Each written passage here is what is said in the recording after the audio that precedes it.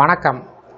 இந்த வீடியோவில் சற்று முன் 6/7/2026 தமிழ்நாடு ஓய்வூதியர்கள் அரசு ஊழியர்களுக்கு முதல்வர் விஜய் குட் நியூஸ் சார்ந்து தகவலை வெளியிட்டிருக்கிறார்.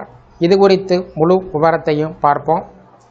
இந்த வீடியோவை தொடர்ந்து பார்க்குறதுக்கு முன்னாடி நம்ம சேனலை இதுவரைக்கும் சப்ஸ்கிரைப் பண்ணாதவங்க இந்த வீடியோக்கு கீழே இருக்க ரெட் கலர் சப்ஸ்கிரைப் பண்ணி அழுத்தி சப்ஸ்கிரைப் பண்ணிக்கோங்க. அப்படியே பக்கத்தில் இருக்கக்கூடிய நோட்டிஃபிகேஷன் பெல் சிம்பிளையும் ப்ரெஸ் பண்ணுங்கள். அப்போ தான் நம்ம சேனலில் இதுபோல் வீடியோக்கள் அப்டேட் பண்ணும்போது அதற்கான நோட்டிஃபிகேஷன் உங்களுக்கு உடனுக்குடன் கிடைக்கும்.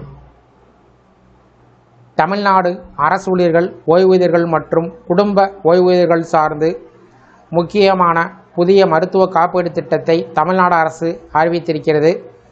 இத்திட்டம் 2026 ஜூலை 1 முதல் அமலுக்கு வரும். இத்திட்டம் அடுத்த 5 ஆண்டுகள், அதாவது 2031 ஜூன் 30 வரை நடைமுறையில் இருக்கும்.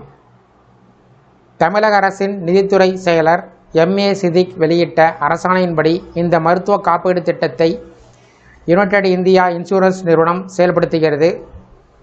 இந்த திட்டத்தின் மூலம் அரசு ஊழியர்கள், ஓய்வூதியர்கள், அவர்களின் வாழ்க்கை துணையர் மற்றும் குடும்ப ஓய்வூதியர்கள் அனைவரும் பயனடைய உள்ளார்கள். இந்த திட்டத்தின் முக்கிய அம்சமாக அரசால் அங்கீகரிக்கப்பட்ட மருத்துவமனைகளில் 7,50,000 ரூபாய் வரை பணமில்லாத கேஷ்லெஸ் மருத்துவ சிகிச்சை பெறக்கூடிய வசதி வழங்கப்பட்டுள்ளது. மேலும் 46 வகையான தீவிர நோய்களுக்கான ஒரு குடும்பத்துக்கு அதிகபட்சமாக ரூபாய் 12 லட்சம் வரை மருத்துவ செலவுகள் காப்பீட்டின் கீழ் வழங்கப்படும்.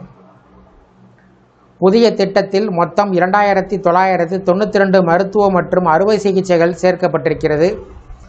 அதனோடு மாநிலம் முழுவதும் 1,535 அரசு மற்றும் தனியார் மருத்துவமனைகள் இந்த காப்பீடு திட்டத்துடன் இணைக்கப்பட்டிருப்பதால் பயனாளிகள் தங்களுக்கு அருகில் இருக்கக்கூடிய அங்கீகரிக்கப்பட்ட மருத்துவமனைகளில் எளிதாக சிகிச்சைகள் பெற முடியும்.